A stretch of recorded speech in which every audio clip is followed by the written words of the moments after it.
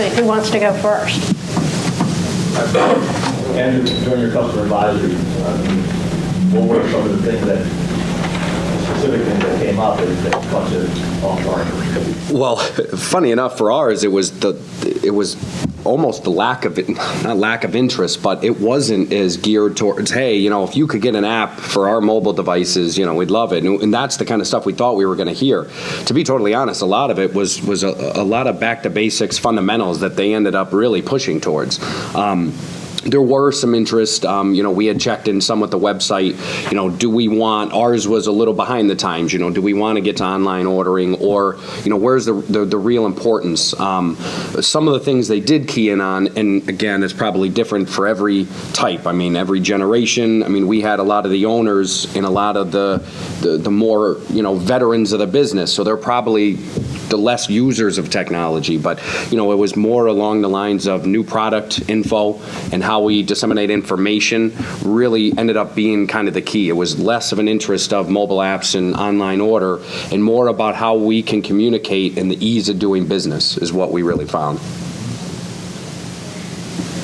Michael, do you use any mobile apps or online ordering?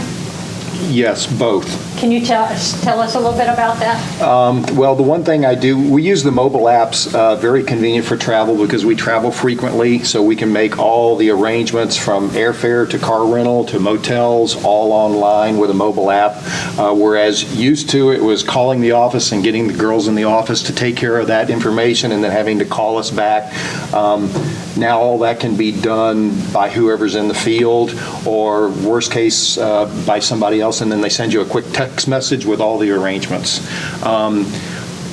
Online order entry is something that we've been using for a number of years now with the distributors because there are times where we still like to talk to a salesman, but there are sometimes if you're like a lot of owners working at 11:30 or 12 at night, it's easy to just do that information and send it off. The next morning it's there. And so the convenience has really been helpful. Greg, you have anything to add? In terms of apps, we don't utilize a lot. Just recently we actually have issued all of our foremen, servicemen, and project managers and the owners as well, either iPhones or some type of mobile device, smartphone. And right now, we're just kind of just getting involved in that and seeing how it does integrate in our business. The traveling is a great thing. And Google Maps, our guys use that continuously to find out where they need to go, a local supply house, and things like that.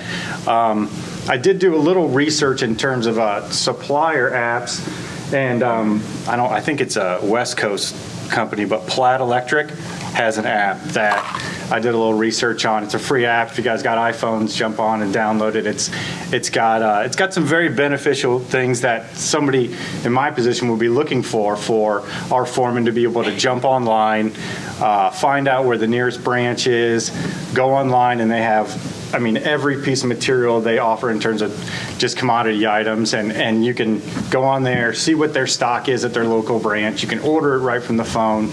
I believe they even have an area on there where you can take a picture of a product, send it directly to that supply house, and get information on it, get a quick cut sheet on it, pricing, availability, things like that. And for quick usage, I think that's great. I think that's something that we could use a lot. We give our foremen a lot of freedom to do a lot of quick buying out in the field, and for something like that, that would be very, very useful.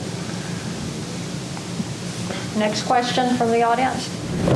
I have a question. Does Twitter have a place in business-to-business interaction? I'd like to kind of get everybody's opinion. Start with me. Go ahead. I think so, yes. At first, I was a little hesitant to join because I thought it was just all, non-business related. But on my account, I search for all of the relevant topics that I need to know about on a daily basis. And, every 20 minutes or so, I receive my updated tweets, and then I go through them and read the ones that make sense for me to read. Of course, 'cause some of it is still chatter that you don't care about. but it's all relevant to what I'm working on. So it does help me stay very, very current and up to date with everything that's going on in renewables specifically. I mean, I would agree in the sense that I think it does have a place, will have a place. How you use it and the intent will kind of change that. I think internal to the company, it could be used to just the flow of information, even if it was from sales management to sales. I mean, you can set up a lot of interaction that way and information that's pushed quickly and it just pops up. It's not for, deep reading. It's just some updates. Also to the customer level, I think it's the same idea. The caution is like anything. It's like getting spam email. You have to figure out where that balance is of what they'd actually want, but it's certainly an effective, quick way to get that information out to a broad audience of anything. I mean, if it's from product information, new products, if it's, an event coming up, just notification. So there's a lot of different uses. It's figured out, and I think one of the dangers could be is just sending too much, just doing it to do it, and then you're going to get annoyed. And it's just like signing up for something just with email is more common to most of us. And, you check one website, next thing you know, you get 60 emails over and over, and you forget about it. Now there's just too much. So I think it has a place. You just got to figure out that balance because it could be overwhelming. From the customer side, you guys? And I'm not a Tweeter user yet, but I attended a seminar 2 days ago on social networking, and I've changed my views. I don't think we have a choice. I think I think that's where the future of the business is going, and so we're going to be, I don't want to say forced, but if we're going to stay on the leading edge, we're going to have to realize that, 30 years ago, we ordered everything by phone and written purchase orders, and then we got a fax machine, and we stopped calling salesmen as much. We started faxing in orders, and now the fax machine is going away, and we're doing everything by email. And I see the tweeter becoming, that next platform that we're going to be using. I honestly am not a tweeter user either, but I thought I was the only dinosaur. No, I'm not. But I think, like they said, it's something that will come about and find its place. My foreman who got smartphones, I just taught them how to text message. Now, if I tried to bring them into Twitter, they'd probably smash it. And I get enough flack for asking them to email me things and text message. I think it will find its place. I just think it needs to evolve more into business, and it has. I think right now the biggest part of it's a marketing tool for businesses, and I think that's a huge part in terms of communication. About specific details between the supplier and customer, I don't see that right now. Not that it won't happen, but I see that's well accomplished with emails and text messages right now. But it may find its place. Just one more thing to add. I think the other thing is it's not going to be the specific names. It's the technology that's going to drive it. It may not be Twitter. It may not be Facebook. And just like the difference between LinkedIn and Facebook, very similar concepts. You could do a lot of the same things, but LinkedIn's a little more geared to business. I think that's what happens. I think it's good to get, like I was saying, is to get involved yourself, to learn how the technology works, because my hunch would be to get something truly adapted into our type of business.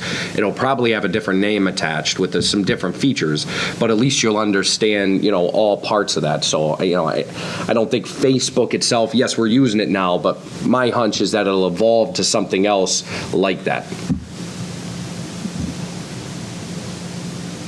We'll go right here. You had a question, then Yes, we'll get you. My question is directed towards the contractor, the customer. What percentage, actually it's two parts, what percentage of your purchases are done through online ordering is number one. And number two, when you go to a distributor's website, what is it that you're trying to get, or what do you find most beneficial in going, and why do you choose one site over another? I'll start. I actually, to be honest with you, right now, in our purchasing department, since I've started to newly kind of revamp it, it's been zero. One of our major suppliers that we utilize a lot does have an online ordering system. I find it difficult to navigate. I personally have kind of implemented a PDF form that we fill out real quick, email to our supplier, they email me back acknowledgement immediately, and I find that a lot more useful. I don't have to hunt around for what I want.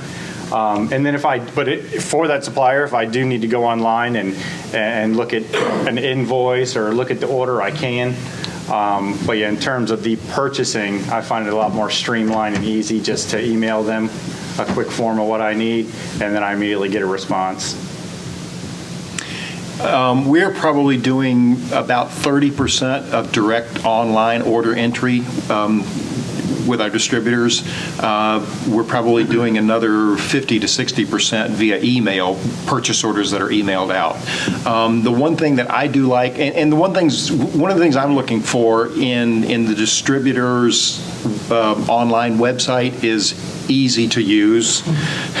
If I have to search and search and search to try to find a commodity item, then I'm truthfully looking at somebody else's website. So I've got a couple that distributors that are our favorite distributors, and one of them's got a pretty decent web order entry system, and it also allows us to look up online pricing for our account. So.